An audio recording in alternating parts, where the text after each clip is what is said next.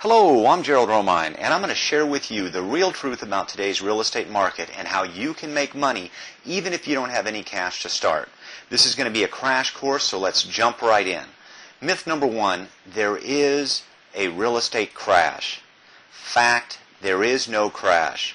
Right now there is not a housing crunch, there is no big crash going on, and I'm going to explain that to you guys. Real estate values are relatively stable. In the past, when the market has crashed, the prices have gone tumbling down. We don't have that going on right now at all. And when the stock market drops 5% in a day, they simply call that an adjustment or a correction. It's definitely not a crash. Same thing is happening in real estate right now. What we do have going on in real estate, though, is a credit crunch, and it is hard for buyers to qualify because of everything going on in the lending industry.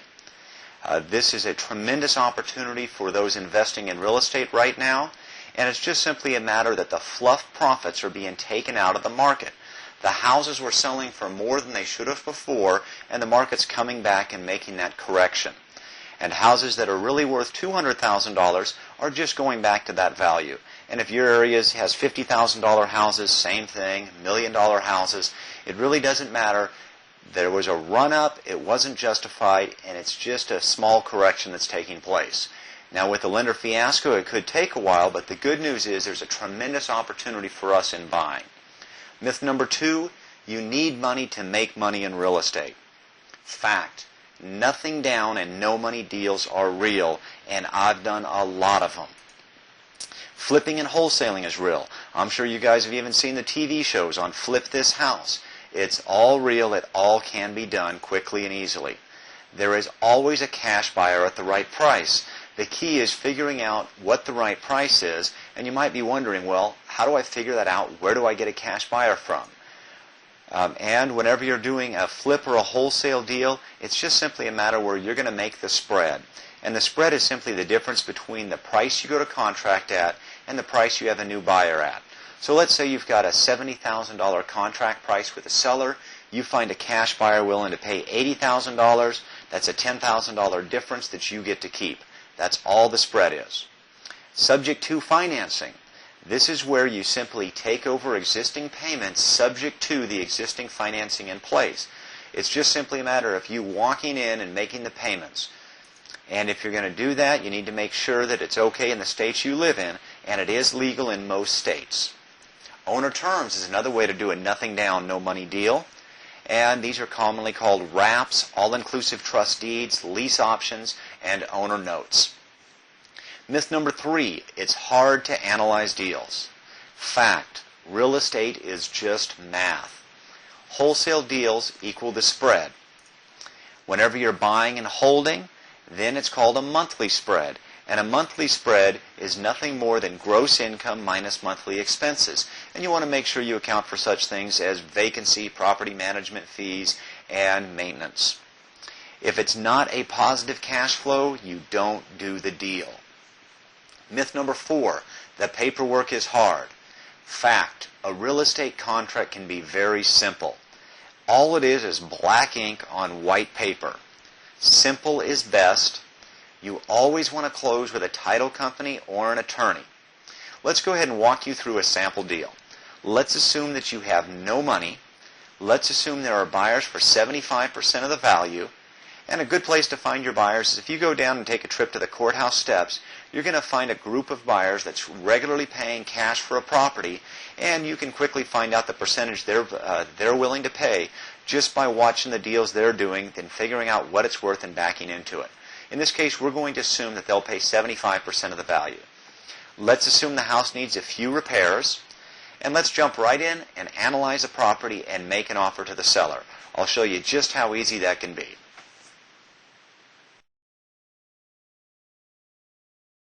Alright, I'm going to show you just how easy it is to analyze a property and prepare an offer for a seller. Let's go ahead and start by saying we found a seller, and let's just say they owe $100,000 on a property.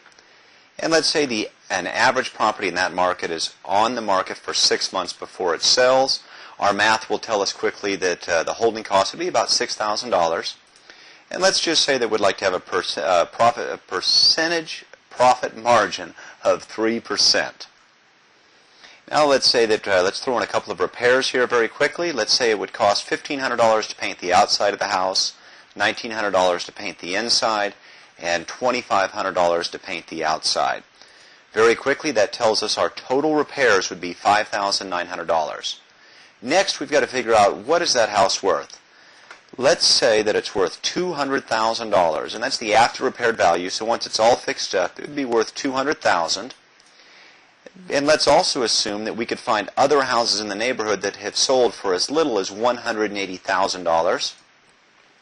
And we know that houses don't sell for what the owners are asking for them.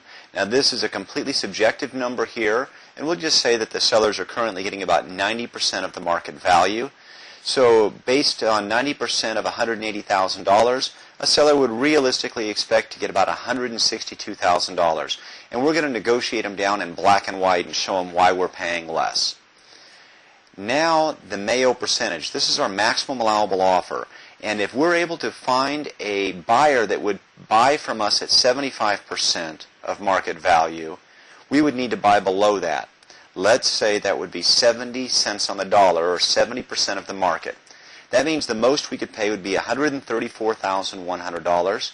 And right now, based on just the figures that we've put in here, we've got a net cash offer going to the seller of $126,700.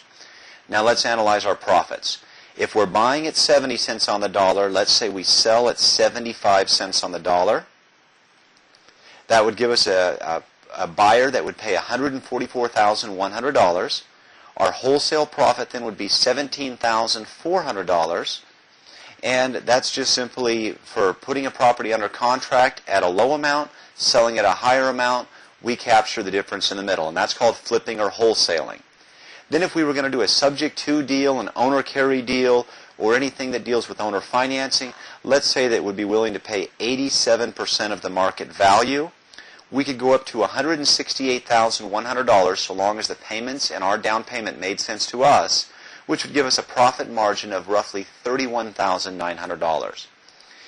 The property address, I've filled in just some fictitious address information here, as well as the seller information and my information. Now all I have to do is save this information and then just hit one more button and I'll show you the different documents that we'll need for buying a house. What we'd like to do right now is go ahead and prepare a cover letter for the seller, a rehab estimate, comparable sales, the purchase and sale agreement, and our property analysis sheet.